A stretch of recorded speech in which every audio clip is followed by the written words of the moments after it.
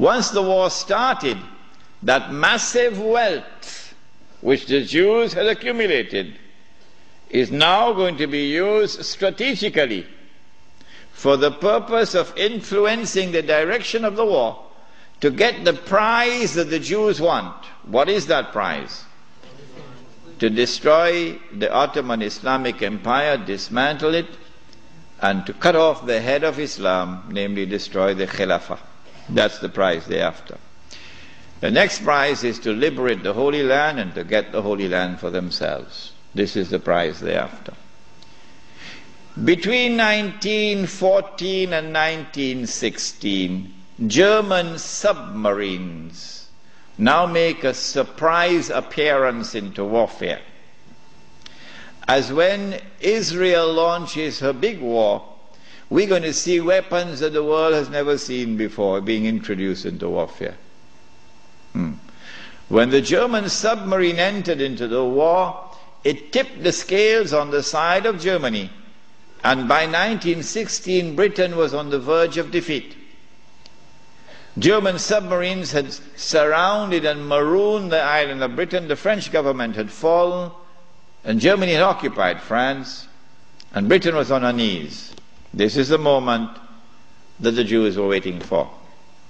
Now the Czech is going to talk. It's called financial diplomacy. The Jews, this is the German Jews, went to the British government and said, let's make a deal. Let's make a deal. We will intervene in the war with massive financial assistance to you. Massive. And we will bring that dark horse into the race.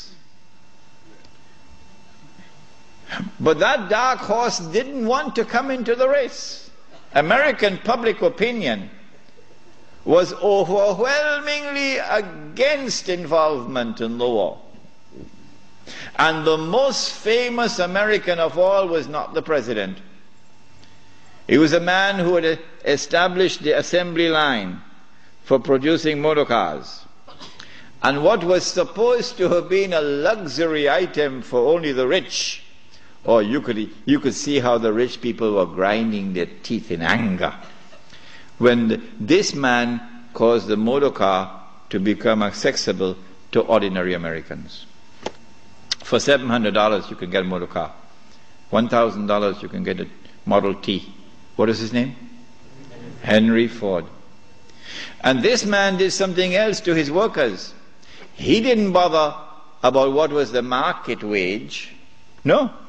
He said, I am concerned with paying a just wage. And that market wage is not a just wage. And so he paid his workers a higher wage than the market wage. And so he won the hearts of the American people. He became an American icon. His name was Henry Ford. And he was totally opposed to American involvement in the war. But when the Jews went to the British government and said, let's make a deal, the British government said, deal. And so Jewish money, the diamonds of Kimberley, began to roll. And Jewish money now enters into the war in a massive way.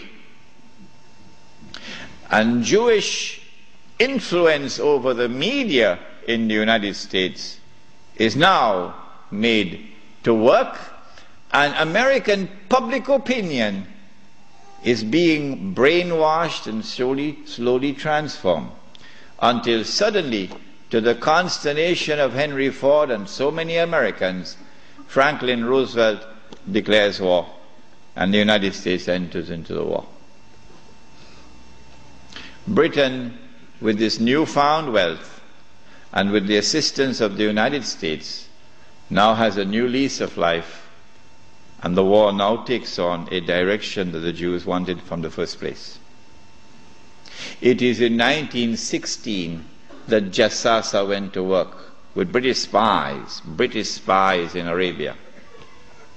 Lawrence of Arabia, of course, is the most well known of them.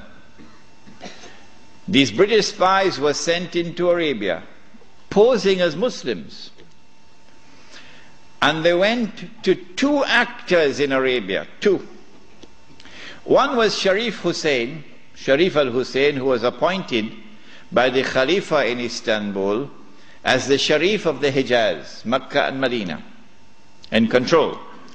Makkah was under the control of an Arab battalion, but Medina was under the control of a Turkish battalion. And I wish I could understand why the Khalifa insisted on the Turkish battalion under the leadership of Fakhri Pasha to defend Medina. I don't know why. So when the British spies went to Hussein, they offered him the moon. They offered him the moon. We will liberate the land of the hated Ottoman Turks, and we will give you independence and freedom, and you will now become the king of the Arabs. Remember, Britain is not talking about Khilafah. No, we'll make you the king of the Arabs. And we also prepared to offer you a little, you know what, just £7 million. Huh?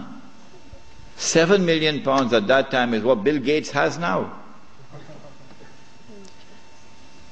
Sharif Hussein, the great-great-grandfather of Abdullah in Jordan now, then betrayed the Prophet Muhammad ﷺ, betrayed 1400 years of history of this ummah, violated the plain and clear command of Allah subhanahu wa ta'ala in the Quran in Suratul Ma'idah, in which He commanded us, Ya ayyuhalladhina amanu la tattakhizul yahuda wal nasara awliya.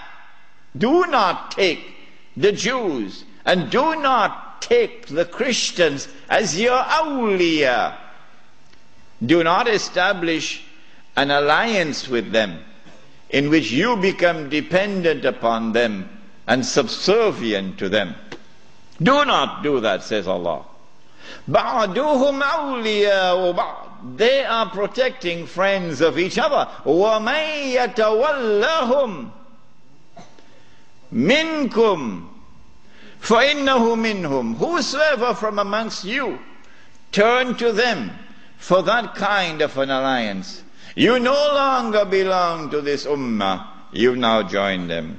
Inna Allah la yahdi al-qawm al-zalimin. Surely Allah will never provide guidance for a people who commit such an atrocious act of wrongdoing. And this is precisely what Sharif Hussein did, and what all his descendants from that day to this day have been doing. But the chickens are coming home to roost now for Abdullah. And the chickens are coming home to roost for Abdullah. When Mr. Bush attacks Iraq, then you're going to see Abdullah's suitcases at work. Yeah. They're all packed already, you know. They're all packed already. As soon as Mr. Bush attacks Iraq, you'll see where Abdullah is going to be heading for. Sharif Hussein now accepts 7 million sterling pounds and enters into a military alliance with Britain and declares himself independent of the Ottoman Khalifa. Once the Khilafah in Istanbul had lost control of Mecca and Medina, had lost control of the Haramain, had lost control of the Hajj, you pull the carpet, you pull the rug from underneath the feet of the Khalifa. His Khilafah is now losing legitimacy. Can anyone be Khalifa? Can you appoint a Khalifa here in downtown Lakemba? Can Mullah Umar have been recognized as the Khalifa? No, why not? Because when the Hajj comes, Amirul Mu'mineen Mullah Umar will have to apply for a Saudi visa to perform the Hajj. Huh? And if the Saudis reject the visa, the Khalifa can't perform the Hajj. Alright?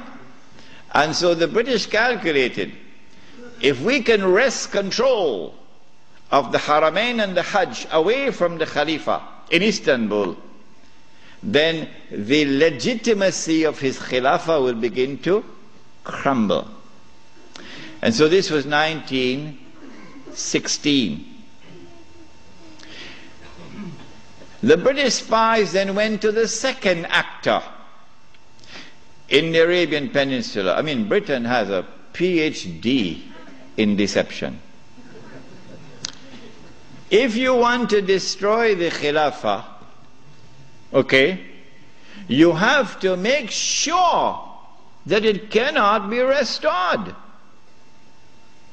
How can you take the entire world of Islam with so many ulama and ensure that not only is the Khilafah destroyed, but it cannot be restored? That's a tall order. How to do it?